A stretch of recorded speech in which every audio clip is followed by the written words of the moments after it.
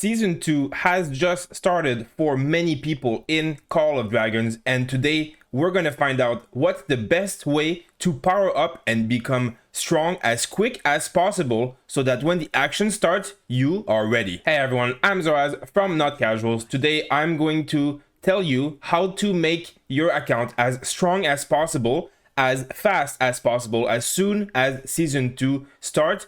And this works for any other season, so if it's Season 1 plus or anyone in the future, this will also be the same exact priorities. So when you are starting a new season, the most important thing will always be how many troops you can bring with you. As you can see here, I can currently bring only about 30,000 troops because I have a level 11 Lilia and my policies are not very high. So the first priority will be leveling up your heroes by fighting the highest level patrols as you can. Currently that's level 10 for me in my new server, but it will eventually get higher. And this is what you're going to be using all of your CP here for. This is going to be the most important thing because your CP will have to be used only for this at the beginning. Do not do anything else than using your main heroes and attacking these patrols for as much XP as possible. Don't do the Eliana, don't do forts, don't do the dark creatures. You want to focus on the patrols because they are the ones who give the most XP. Now, attacking a patrol will be hard because at the beginning you're very weak. So you see here I'm outnumbered. So you will obviously want to bring as many marks as possible. But in order to get stronger and get these patrols to die easier, you will need to increase your march count. You can do this by having your hero level increase, which you can only do by killing patrols. And the other way will be by military expansion researches or policies in this area here, which is obviously going to be limited by the amount of prestige that you have.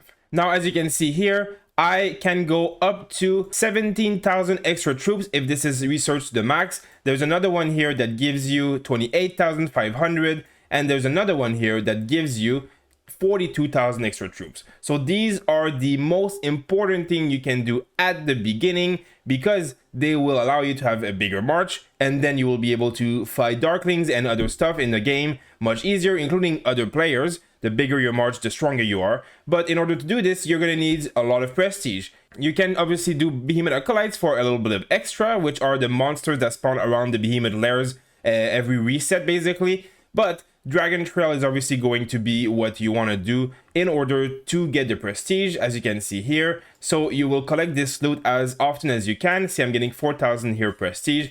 But really what is important here will be to level up this Dragon Trail as high as possible. The first, I would say 20, 30, even 40 levels are quite easy for T4 players. It gets obviously much harder in the later stages. But every time you clear this, you get, 1k here, 1k here. If we go further down, 1.5k, 1.5k, and then you're going to earn per hour, which is going to be great for you as it will be passive while you're sleeping. You can also use quick loot. So when you reach a point where you are unable to advance further and it is getting too hard, I would recommend using some of your gems for this. As you can see, it's getting me a little bit of prestige. It's basically 2 hours worth of what I'm doing up here. So it's not great, but it's not bad. The price gem is pretty low. Obviously, if you're free to play, this is not where you'd spend your gem. But at the beginning, this is all very important because the more prestige you get, the more you can level up your policies. The higher your policies are, the more troops you can bring, the stronger your marches are.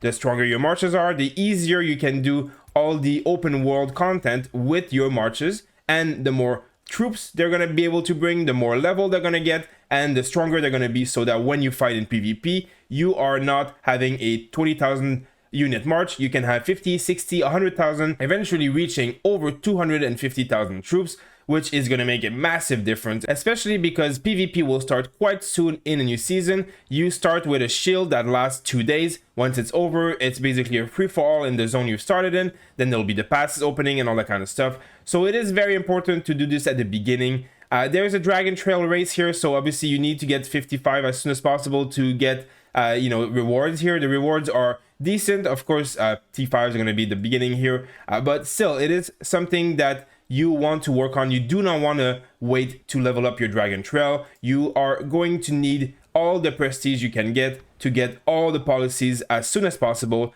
Not only is it great for Legion capacity, but you can also get very important elixir production so that your hospital can refill faster and you can heal faster and be more in the fight.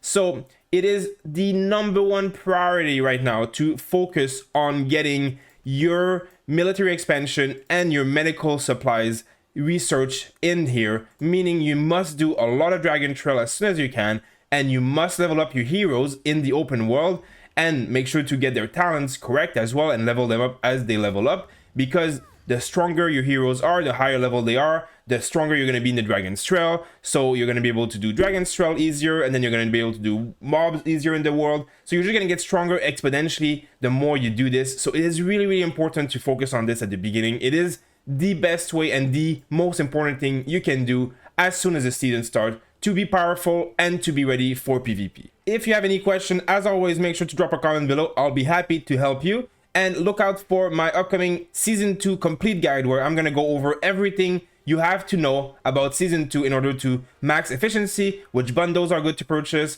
what you should do first, what should be your priorities, and which heroes should you focus on. Thank you guys for watching, and I'll see you on the next video.